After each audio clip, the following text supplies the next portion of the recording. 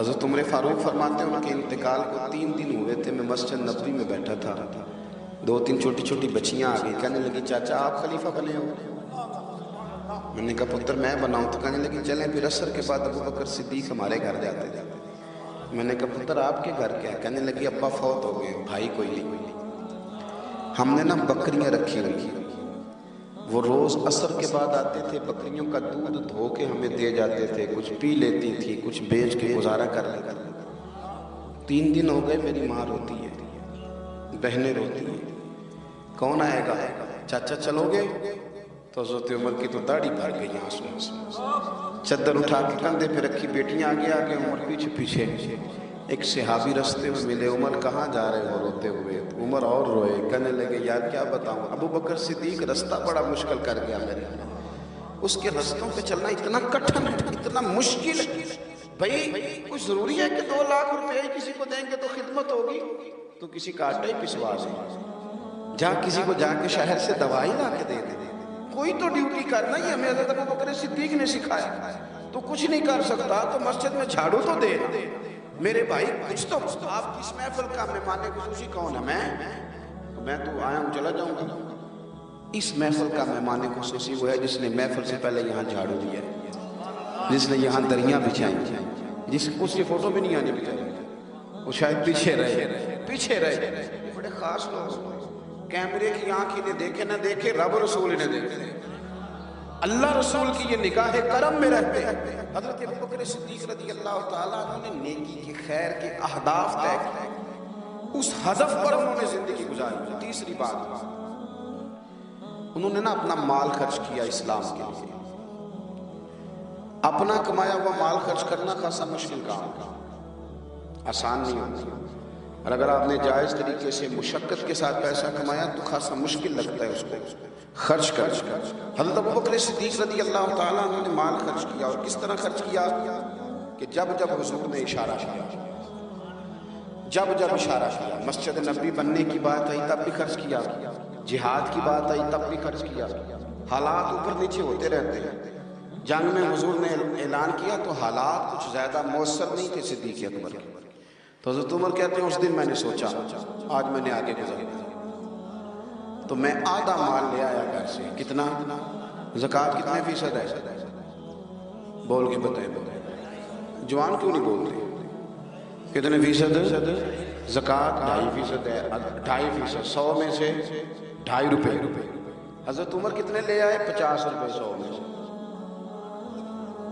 یہ بڑا مشکل کام ہے، 2.5% دیتے ہیں تو لوگ کئی حساب کرتے ہیں، اور 50% یعنی آدھے پیسوں کو تھوڑا نہ سمجھیں آپ۔ حضرت عمر بہت زیادہ پیسے لے کے آئے، 50%، گھر کی ہر شے آدھی کر کے لے آئے۔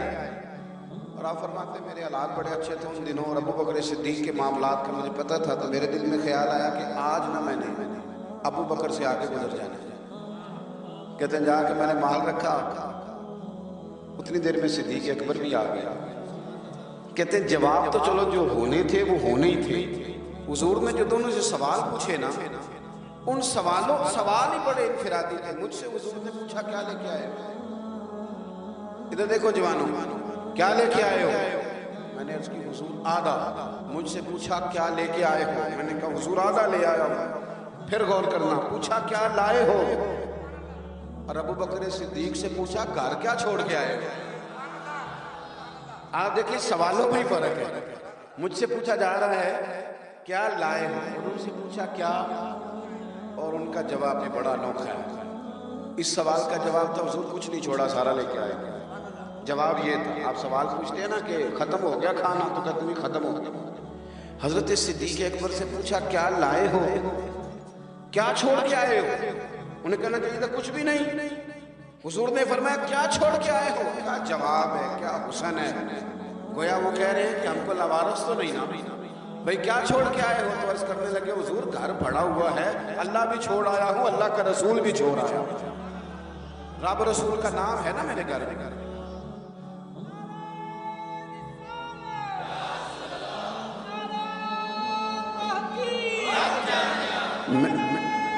سنیں فرماتے میں نا اللہ اس کے رسول، او بھائی ہمارے گھروں میں سارا کچھ ہے آج کل، اللہ رسول کا نام نہیں، माज़अल्लाह। वो क्या कह रहे थे, झाड़ू फेर के हर शय ले आए, पर घर में अल्लाह रसूल का नाम, अल्लाह रसूल का जिक्र मेरे घर में है। तो आपने कभी किसी किताब में ये पढ़ा है या किसी आलिम ने बताया है कि उसके बाद हज़रत सिद्दीक़ अकबर माज़अल्लाह कंगाल हो गए थे? वो तो फिर माला माल थे, उसके बाद भी कई दफ़ा दिया। वो सबक बता रहे, सबक हमें कि रब रसूल के नाम पे सारा कुछ भी लुटा दोगे ना तो घर में अल्लाह रसूल का नाम होना चाहिए, बड़ी बरकतें अल्लाह अता फरमाए। हमने ना दौलत तिजोरियों में भर के रखी है, जो असल दौलत थी अल्लाह रसूल का जिक्र, उससे हम थोड़े से पीछे। अब हदीस पाक सुने, हर बंदा हज़रत सिद्दीक़ अकबर की अज़मत बयान करेगा अपने इल्म के मुताबिक, फ़हम के मुताबिक, लेकिन उनकी शान तक कौन पहुँच सकता है? हज़रत अबू बकर सिद्दीक़ रज़ी अल्लाह तआला अन्हु की शान में बड़ी हदीसें हैं, लेकिन मैं इस हदीस पे आकर ठहर जाता हूँ। तबीयत जम जाती है कि यार ये क्या मामला है। नबी पाक अलैहिस्सलाम ने फरमाया, लोगों मेरे पास जिसके भी पैसे आए ना मैंने अमानत समझ के खर्च किए, लेकिन जब अबू बकर सिद्दीक़ के पैसे आए मैंने अपने समझ के खर्च किए। अपने समझ, फिक्र कोई नहीं, जहाँ मर्जी लगा, अपने समझ के खर्च किए।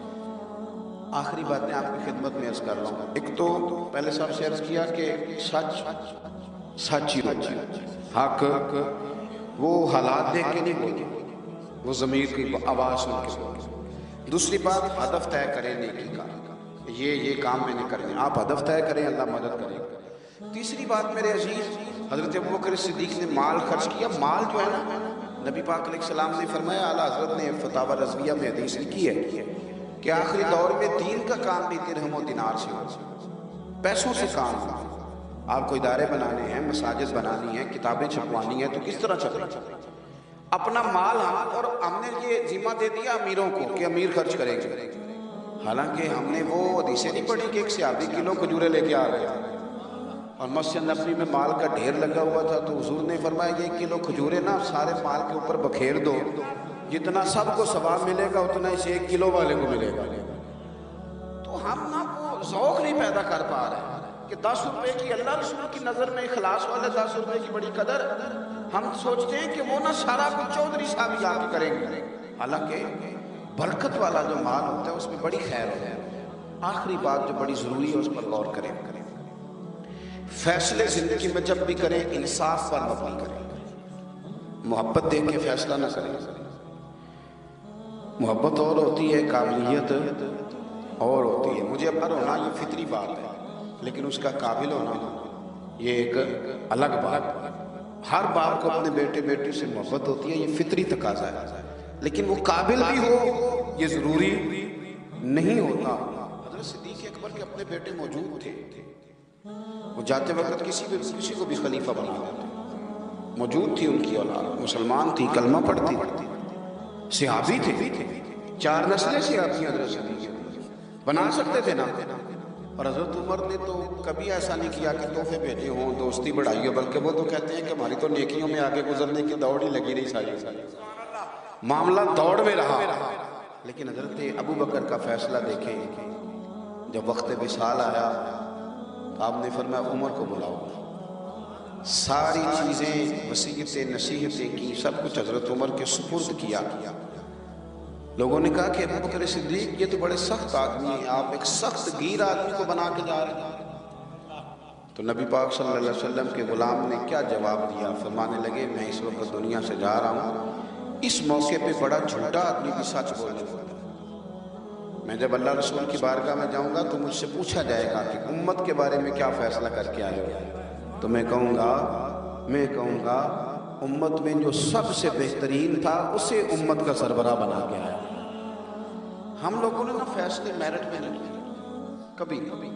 ये इलेक्शन हो रहे हैं, फलां काम हो रहा है, वोट किसको देना है, कहते सारी बरादरी उधर है।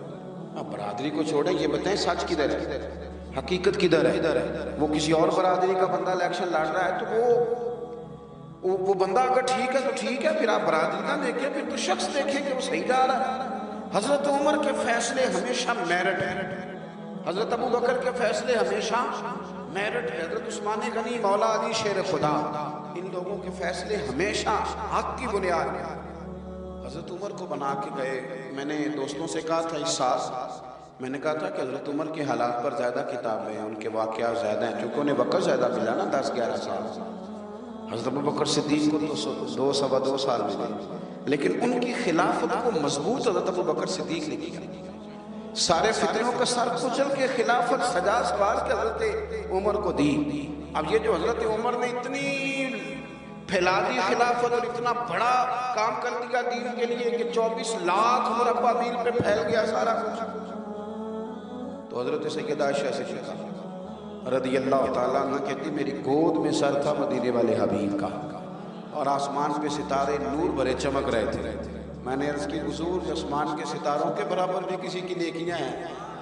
اب حضرت عائشہ کا عقیدہ بھی سمجھے، انہیں پتہ ہے کہ نبی کریم کو پتہ ہے کہ آسمان پہ ستارے کتنے، اور کوئی امتی چھپ کے بھی نیکی کرے تو حضرت عائشہ جانتی ہیں کہ اس نیکی کو بھی مدینے والے جانتے ہیں. کہا کسی کی اتنی نیکیاں بھی ہیں جتنے آسمان پہ ستارے ہیں، تو حضور نے فرمایا ہے نا. حضرت عائشہ بڑے تجسس میں تھی، خیال تھا شاید میرے والد کا نام لے. کس کی؟ تو حضور نے فرمایا فاروق اعظم کی. بیٹیوں کا باپ سے پیار تو کہتے میں نے فوراً عرض کی حضور میرے والد کا کیا حال ہے، ان کا بھی تو عالم بتائیں نا. تو نبی پاک نے فرمایا عائشہ عمر کی زندگی بھر کی نیکیاں ہوں تو ابو بکر کی ایک نیکی کا مقابلہ نہیں کرتا. اب بات کو سمجھے کہ کتنا مضبوط ہے وہ شخص، کتنا مضبوط ہے کہ حضرت فاروق اعظم رضی اللہ تعالیٰ عنہ کے خیر کے کاموں میں بھی درجہ جناب صدیق اکبر کا زیادہ ہے. ہدف طے کریں، مہربانی کریں زندگی کو ضائع نہ کریں. لمحات بڑے ضائع ہوتے ہیں اور ثابت کرنے کی بھی کوشش نہ کریں کہ ہم صحیح چل رہے ہیں. آپ چلتے رہیں، وقت خود بخود ثابت کر دے گا. وقت ثابت کر دیا کرتا ہے کہ جناب یوسف بے گناہ بھی ہیں اور سچے بھی ہیں، اور وقت ثابت کر دیا کرتا ہے کہ وہ مصر کے جیل خانے کے نہیں مصر کے تخت کے وارث ہیں. تو آپ کام کریں، کوشش کریں، دین کے لیے آگے بڑھیں، آپ لوگوں کی فلاح کے لیے، وطن کی فلاح کے لیے. حضرت صدیق اکبر رضی اللہ تعالیٰ عنہ نے ہمیں کہا کہ ڈھونڈ ڈھونڈ کے نیکی کرو، جو تم سے ممکن ہو سکے وہ خیر کا کام کرو.